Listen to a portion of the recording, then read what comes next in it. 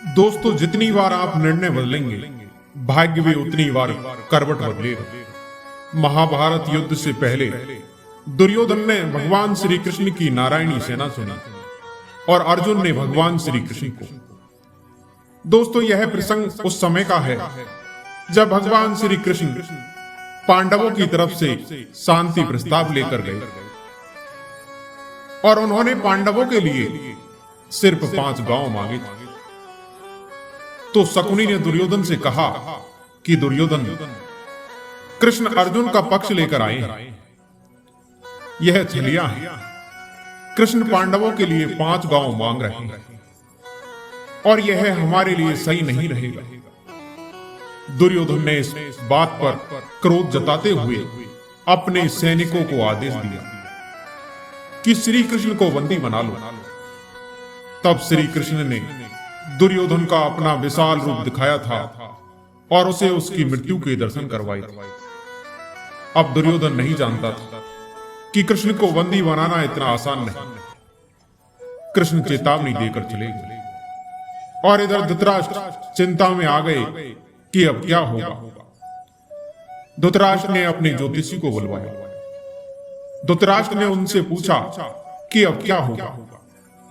ज्योतिषी ने दुर्योधन की कुंडली देखी और बोले कि दुर्योधन की कुंडली में राजयोग है। इसे राजा बनने से कोई नहीं रोक सकता। यह तो निश्चित तौर पर राजा बनेंगे। महाराज, आप युद्ध कीजिए। धृतराष्ट्र बोले, ठीक है, फिर युद्ध करो। मेरा दुर्योधन ही राजा बनना चाहिए। और फिर युद्ध शुरू हुआ। युद्ध से 2 ही लोग बाहर थे, एक तो संजय और दूसरे विदुर। युद्ध शुरू हुआ और अब कौरव सेना धीरे धीरे मृत्यु के मुंह में जाने लगी। पहले ही 3 दिन में काफी कौरवों का नाश हो गया। धृतराष्ट्र ने फिर अपने ज्योतिषी को बुलवाया और कहा कि यह सब क्या हो रहा है। तुमने तो कहा था कि दुर्योधन राजा बनेगा। लेकिन ज्योतिषी ने कहा कि महाराज, परिणाम तो आने दीजिए। अभी तो युद्ध शुरू हुआ है और परिणाम यह है कि दुर्योधन की कुंडली में राजयोग है। वह राजा बनेगा ही बनेगा। अब महाभारत युद्ध के 10 दिन बीत गए। इधर काफी संख्या में कौरव मारे जा चुके थे। धृतराष्ट्र को चिंता सताने लगी।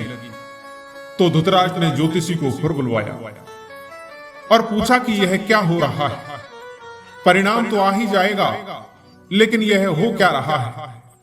तब ज्योतिषी ने कहा कि कोई है जो ग्रह नक्षत्र की दिशाएं बदल रहा है।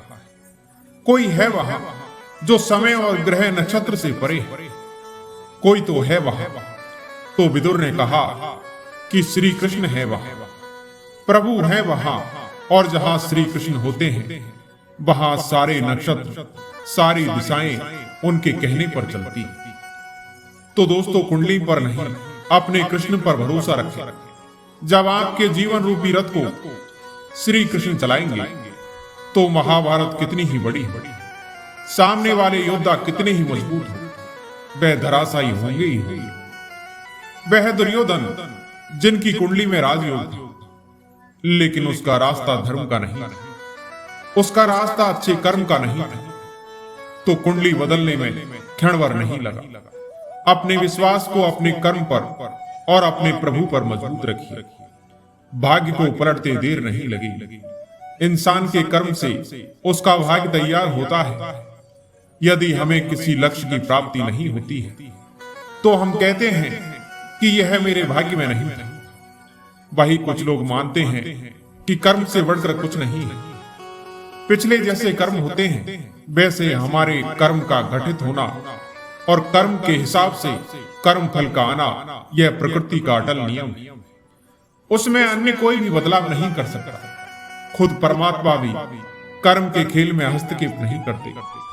लेकिन भक्ति में वह ताकत है कि वह हमारा भाग्य बदल सकती है। भाग्य को लेकर दुनिया 2 धड़ों में बटी है। एक जो भाग्य को मानते हैं, दूसरे जो कर्म को प्राथमिकता देते हैं। सनातन धर्म कहता है कि कर्म और भाग्य एक ही गाड़ी के 2 पहिए हैं। अगर हम कर्म करते हैं तो इसका परिणाम ही आगे चलकर हमारे लिए भाग्य का काम करता है। अगर हम कर्म नहीं करते हैं तो भाग्य भी उतना साथ नहीं दे पाता है। एक प्रसिद्ध कहावत है कि भाग्य के भरोसे रहने वालों को उतना ही मिलता है जितना कोशिश करने वाले छोड़ देते हैं। लेकिन एक कहावत यह भी है कि भाग्य से ज्यादा और समय से पहले किसी को कुछ नहीं मिलता। समय से पहले और भाग्य से ज्यादा ना कभी किसी को मिला है और ना ही मिलेगा।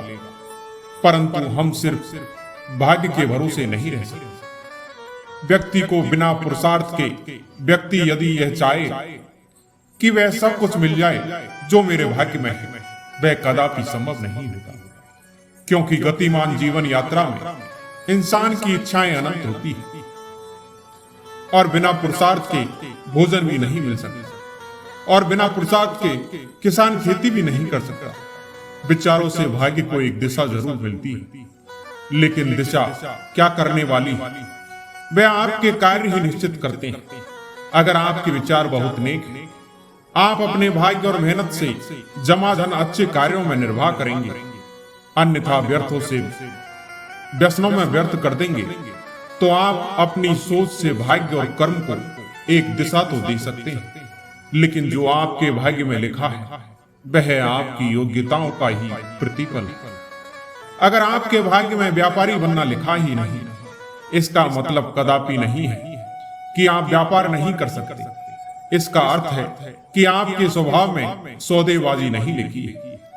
आप व्यवहार आदि तो निभा सकते हैं, लेकिन एक बिजनेस के लिए जो स्वभाव और भाव वह आप में नहीं है। आपको लोग हतोत्साहित करते हैं कि आप वह नहीं कर पाएंगे, लेकिन आप मन बना लेते हैं कि आपको वह करना ही करना है और आप दिन रात उसी के बारे में सोचते हैं कि आपको वह करना है। लेकिन आपके मन में शंका के बीज उत्पन्न हो जाते हैं और आप सोचते हैं कि आप वह कार्य कर लेंगे, लेकिन शंका के कारण आप बस सोचते रह जाते हैं। क्या आपके सकारात्मक विचारों से आपका भाग्य बदल जाएगा? आप 100% भी सकारात्मक सोचते रहेंगे तब भी नहीं, क्योंकि आप प्रयास ही नहीं कर रहे। इस केवल विचारों से भाग्य नहीं बदलता। जब तक आप विचारों प्रयास में परिवर्तित नहीं करेंगे तब तक आपके विचार केवल विचार ही रहेंगे। और भाग्य बदलने के लिए विचारों के साथ साथ प्रयास की भी आवश्यकता पड़ती है। भले ही आपके भाग्य में कुछ नहीं लिखा हो, पर आपके कर्म अच्छे हैं तो आप वह सब भी पा सकते हैं जो आपके भाग्य में नहीं है। काशी नगर में एक धनी सेठ रहा करते थे। उन सेठ जी को कोई संतान नहीं। बड़े बड़े विद्वान ज्योतिषियों से सलाह मशवरा करने के बाद भी उन्हें कोई लाभ नहीं मिला। सभी उपायों से निराश होने के बाद सेठ जी को किसी ने सलाह दी कि आपको गोस्वामी जी के पास जाना चाहिए। वे रोज रामायण पढ़ते हैं और भगवान रोज उनके पास रामायण सुनने आते हैं, इसलिए उनसे कहना कि वह भगवान से पूछे कि आपको संतान कब होगी। एक दिन सेठ जी गोस्वामी जी के पास जाते हैं और अपनी समस्या के बारे में भगवान से बात करने को कहते हैं। गोस्वामी जी ने हाँ भर दिया। दूसरे दिन गोस्वामी जी रामायण पढ़ने लगे तो रोज की तरह भगवान रामायण की कथा सुनने आए। कथा समाप्त होने के बाद गोस्वामी जी भगवान से पूछते हैं कि प्रभु, वह सेठ जी आए जो अपनी संतान के बारे में पूछ रहे थे। तब भगवान ने कहा कि उन्होंने पिछले जन्मों में अपनी संतान को बहुत दुख दिए, इसलिए पिछले जन्म के कर्मों के कारण उनको 7 जन्मों तक संतान नहीं लिखी हुई। अब दूसरे दिन गोस्वामी जी सेठ जी को सारी बात बता देते हैं। सेठ जी मायूस होकर ईश्वर की मर्जी मानकर चले आते। थोड़े दिनों के बाद सेठ जी के घर एक संत आते हैं और वह भिक्षा मांगते हुए कहते हैं कि भिक्षा दो, जो मांगोगे वह मिलेगा। तब सेठ जी की पत्नी संत से बोलती है कि गुरुजी, मेरे संतान नहीं है। तो संत कहते हैं, एक रोटी दोगी तो एक संतान और 2 रोटी दोगी तो 2 संतान होगी। व्यापारी की पत्नी ने उसे 2 रोटी देती है। खुश होकर संत यह कहकर चला जाता है कि तुम्हारे 2 संतान होंगे। इधर 1 वर्ष बाद सेठ जी के यहाँ 2 जुड़वा बच्चों का जन्म होता है। कुछ समय बाद गोस्वामी जी उधर से निकलना होता है। व्यापारी के दोनों बच्चे घर के बाहर खेल रहे होते हैं। उन्हें देखकर वह व्यापारी से पूछते हैं कि यह बच्चे किसके हैं। व्यापारी बोलता है कि गोस्वामी जी, यह बच्चे मेरे ही हैं। आपने तो झूठ बोल दिया कि भगवान ने कहा कि मेरे संतान नहीं होगी, पर यह देखो गोस्वामी जी, मेरे 2 जुड़वा संतानें हुई। गोस्वामी जी यह सुनकर आश्चर्यचकित होकर चले जाते हैं। फिर व्यापारी उन्हें उस संत के वचन के बारे में बताता है। उसकी बात सुनकर गोस्वामी जी चले जाते हैं। शाम को गोस्वामी जी कुछ चिंतित मुद्रा में रामायण पढ़ते हैं, तो भगवान उनसे पूछते हैं कि गोस्वामी जी, आज क्या बात है, चिंतित मुद्रा में क्यों हो? तो गोस्वामी जी कहते हैं कि प्रभु, आपने मुझे उस व्यापारी के सामने झूठा पटक दिया। आपने तो बताया कि उस सेठ को 7 जन्मों तक कोई संतान नहीं लिखी, फिर उसके 2 संतानें कैसे हो गई? तब भगवान बोले कि उसके पूर्व जन्म के बुरे कर्मों के कारण मैं उसे 7 जन्मों तक संतान नहीं दे सकता, क्योंकि मैं नियमों की मर्यादा में बंधा हूं। पर अगर मेरे किसी संत भक्त ने उन्हें कह दिया कि तुम्हारे संतान होगी, तो उस समय मैं भी कुछ नहीं कर सकता, क्योंकि मैं भी संतों की मर्यादा से बंधा हूं। मैं पूर्ण संतों के वचनों को काट नहीं सकता, मुझे संत की बात रखनी पड़ती है। इसलिए अगर आप भी उसे कह देते कि जा तेरे संतान हो जाएगी, तो मुझे आप जैसे भक्तों के वचनों की रक्षा के लिए अपनी मर्यादा को तोड़कर वह सब कुछ देना पड़ता है जो उसके भाग्य में नहीं लिखा है। इस कहानी से तात्पर्य यही है कि भले ही विधाता ने आपके भाग्य में कुछ ना लिखा, पर अगर आपके अच्छे कर्मों की वजह से किसी गुरु का आशीर्वाद आपको मिला हो या माता पिता की दुआएं, तो आप वह सब कुछ भी प्राप्त कर सकते हैं जो आपके भाग्य में नहीं है। दोस्तों, किसी का गरीब घर में जन्म लेना उसका भाग्य हो सकता है, लेकिन अपने कर्मों से गरीबी दूर करके अपनी जिंदगी को सही बनाना उसकी मेहनत और लगन और उसके कर्म है। सही कर्म करने के लिए भी कुछ कारक महत्वपूर्ण होते हैं, जैसे मेहनत, लगन, संकल्प, दृढ़ इच्छा शक्ति, परिवार का सहयोग, सही समय पर सही निर्णय लेना, पैसों का सदुपयोग, अनुकूल स्थिति बनाना। यह सारे कारक मिलकर ही अच्छे कर्म की राह तय करते हैं। दोस्तों, एक राज्य में राजा चंदन सिंह राज्य किया करते। राजा चंदन सिंह बहुत ही पराक्रमी एवं शक्तिशाली था। उसका राज्य भी धन्य धान से पूर्ण था। उस राजा की ख्याति दूर दूर तक फैली हुई थी। एक बार चंदन नगर में एक ज्योतिषी पधारे। उनका नाम था भद्र सिंह। उनके बारे में सभी जानते थे कि वे बहुत ही पहुंचे हुए ज्योतिषी हैं और किसी के भी भविष्य के बारे में सही सही बता सकते हैं। वे नगर के बाहर एक छोटी सी कुटिया में ठहरे हुए। उनकी इच्छा हुई कि वह भी राजा के दर्शन करें। उन्होंने राजा से मिलने की इच्छा व्यक्त की और राजा से मिलने की अनुमति उन्हें सहर्ष मिल गई। अब राज दरबार में राजा ने उनका हार्दिक स्वागत किया। चलते समय राजा ने ज्योतिषी को कुछ हीरे जवाहरात देकर विदा करना चाहा, परंतु ज्योतिषी ने यह कहकर मना कर दिया कि वह सिर्फ अपने भाग्य का खाते हैं। राजा की दी हुई दौलत से वह अमीर नहीं बन सकते। राजा ने पूछा कि इससे आपका क्या तात्पर्य है गुरुदेव? कोई भी व्यक्ति अपनी किस्मत और मेहनत गरीब या अमीर होता है। यदि राजा भी किसी को अमीर बनाना चाहे तो नहीं बना सकता। राजा की दौलत भी उसके हाथ से निकल जाएगी। यह सब सुनकर राजा को क्रोध आ गया कि गुरुदेव, आप किसी का हाथ देखकर यह बताइए कि उसकी किस्मत में अमीर बनना लिखा है या गरीब। मैं उसको उलट कर दिखा दूंगा। राजा बोले कि ठीक, आप ही किसी व्यक्ति को बुलाइए और मैं बताता हूं कि उसका भविष्य और भाग्य। ज्योतिषी ने शांति पूर्वक उत्तर दिया। राजा ने अपने मंत्री को चुपचाप कुछ आदेश दिए और कुछ ही क्षणों में एक सजा धजा नौजवान ज्योतिषी के सामने हाजिर था। ज्योतिषी भद्रशील ने ध्यान से उस व्यक्ति का माथा देखा, फिर हाथ देखकर कहा कि यह व्यक्ति गरीबों में जन्मा है और जिंदगी भर गरीब ही रहेगा। इसे खेतों और पेड़ों के बीच कुटिया में रहने की आदत और यह वही करेगा। राजा चंदन सिंह सुनकर हैरत में पड़ गया। बोला, आप ठीक कहते हैं। यह सजा धजा नौजवान महल के राजसी वस्त्र पहनकर आया, परंतु वास्तव में यह महल के बागों की देखभाल करने वाला गरीब माली है।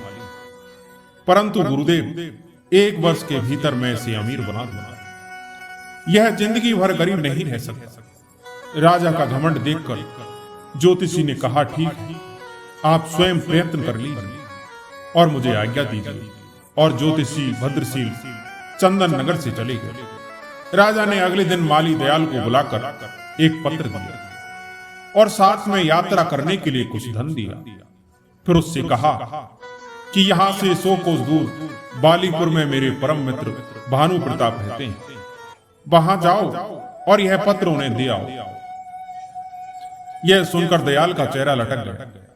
वह पत्र लेकर अपनी कुटिया में आ गया और सोचने लगा कि यहां तो पेड़ों की थोड़ी बहुत देखभाल करके दिन भर आराम करता हूं, अब इतनी गर्मी में इतनी दूर जाना पड़ेगा।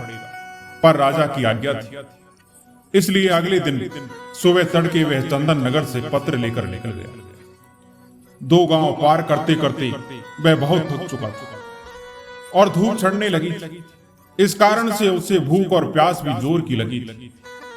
वह उस गांव में बाजार से भोजन लेकर एक पेड़ के नीचे खाने बैठ गया। अभी आधा ही भोजन कर पाया था कि उसका एक अन्य मित्र जो खेती ही करता था वह मिल गया। दयाल ने अपनी परेशानी अपने मित्र टीकम को बताई। यह सब सुनकर टीकम हंसने लगा और बोला कि इसमें परेशानी की क्या बात, राजा के काम से जाओगे, खूब आग भगत होगी। तुम्हारी जगह मैं होता तो खुशी खुशी जाता। यह सब सुनकर दयाल का चेहरा खुशी से खिल उठा। तो ठीक है भैया टीकम, तुम ही यह पत्र लेकर चले जाओ, मैं एक दिन यही आराम करके वापस चला जाऊंगा। टीकम ने खुशी खुशी वह पत्र ले लिया और 2 दिन में बाली नगर पहुंच गया। वहां का राजा भानु प्रताप था। टीकम आसानी से भानु प्रताप के दरवाजे तक पहुंच गया और सूचना भिजवाई कि चंदन नगर के राजा का दूत आया है। उसे तुरंत अंदर बुलाया गया। टीकम की खूब आग भगत हुई। दरबार में मंत्रियों के साथ उसे बिठाया गया। जब उसने पत्र दिखाया तो भानु प्रताप ने पत्र खोला। पत्र में लिखा था कि प्रिय मित्र, यह बहुत योग्य एवं मेहनती व्यक्ति है। इसे अपने राज्य में इसकी अच्छा अनुसार 400 एकड़ जमीन दे दो और उसका मालिक बना दो। यह मेरे पुत्र के समान है। यदि तुम चाहो तो इससे अपनी पुत्री का विवाह कर सकते हो और वापस आने पर मैं भी उसे अपने राज्य के 5 गांव इनाम में दे दूंगी। राजा भानु प्रताप को लगा कि यह सचमुच में योग्य व्यक्ति है। उसने अपनी पुत्री व पत्नी से सलाह करके पुत्री का विवाह टीकम से कर दिया और चलते समय ढेरों हीरे जवाहरात देकर उसे विदा किया। उधर आलसी दयाल थका हारा अपनी कुटिया में पहुंचा और जाकर सो गया। 2 दिन सोता रहा, फिर सुबह उठकर पेड़ों में पानी देने लगा। सुबह जब राजा अपने बाग में घूमने निकले तो दयाल से पत्र के बारे में पूछा। दयाल ने डरते डरते सारी बात राजा को बता दी। राजा को बहुत क्रोध आया और साथ ही ज्योतिषी की भविष्यवाणी भी याद आई, परंतु राजा ने सोचा कि कहीं भूल चूक भी हो सकती है। अंततः वह एक बार फिर प्रयत्न करके देखेगा कि दयाल को धनी किस प्रकार बनाया जाए। 3-4 दिन पश्चात दयाल राजा का गुस्सा कम करने की इच्छा से खेत से बड़े बड़े तरबूज तोड़कर लाया और बोला, सरकार, इस बार फसल बहुत अच्छी हुई है। देखिए खेत में कितने बड़े बड़े तरबूज हुए। राजा खुश हो गया। उसने चुपचाप अपने मंत्री को इशारा कर दिया। मंत्री एक बड़ा तरबूज लेकर अंदर चला गया और उसे अंदर से खोखला कर उसमें हीरे जवाहरात भरवा कर ज्यों का त्यों चिपका कर ले आया। राजा ने दयाल से कहा कि हम आज तुमसे बहुत खुश हैं, तुम्हें इनाम में यह तरबूज देते हैं। यह सुनकर दयाल का चेहरा फिर लटक गया। वह सोचने लगा कि राजा ने इनाम दिया भी तो क्या। वह बड़े उदास मन से तरबूज लेकर जा रहा था, तभी उसका परिचित लोटन मिल गया। वह बोला कि भाई, इतनी उदास होकर तरबूज लिए कहां चले जा रहे हो? दयाल बोला कि क्या करूं, बात ही कुछ ऐसी है। आज राजा मुझसे खुश हो गए, पर इनाम में दिया यह तरबूज। भला तरबूज में इनाम में देने की चीज है, मैं किसे खिलाऊंगा इतना बड़ा तरबूज? लोटन बोला कि निराश क्यों होते हो भाई, इनाम तो इनाम ही है। मुझे ऐसा इनाम मिलता तो मेरे बच्चे खुश हो जाते। फिर ठीक है, तुम ही ले लो यह तरबूज। और दयाल तरबूज देकर कुटिया पर आ गया।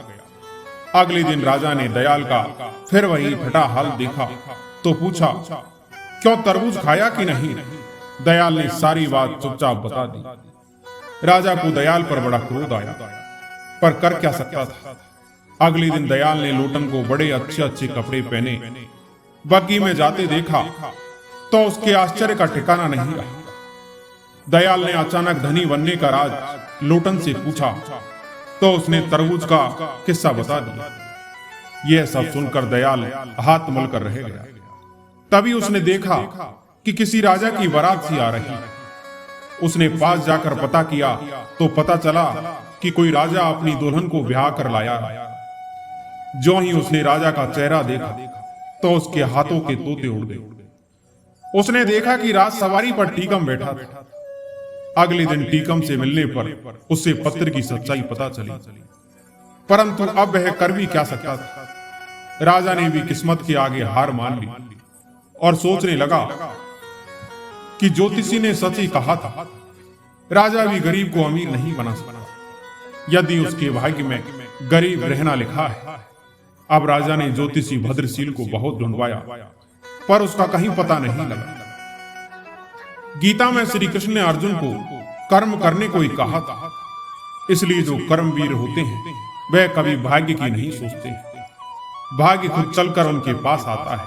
यह एक कड़वी सच्चाई है। जब आदमी असफल हो जाता है तब भाग्य का रोना रोता है। उसका भाग्य आपको सफलता के लिए अपॉर्चुनिटी दिला सकता है, उसके बाद उसको सफलता में परिवर्तित करने के लिए आपको ही मेहनत करनी पड़ेगी। दोस्तों, आज की यह कहानी यहीं समाप्त होती है। मैं उम्मीद करता हूं कि यह कहानी आपको जरूर पसंद आई हो। ये कहानी आपको पसंद आई हो तो हमारे वीडियो को लाइक और सब्सक्राइब जरूर करें। धन्यवाद।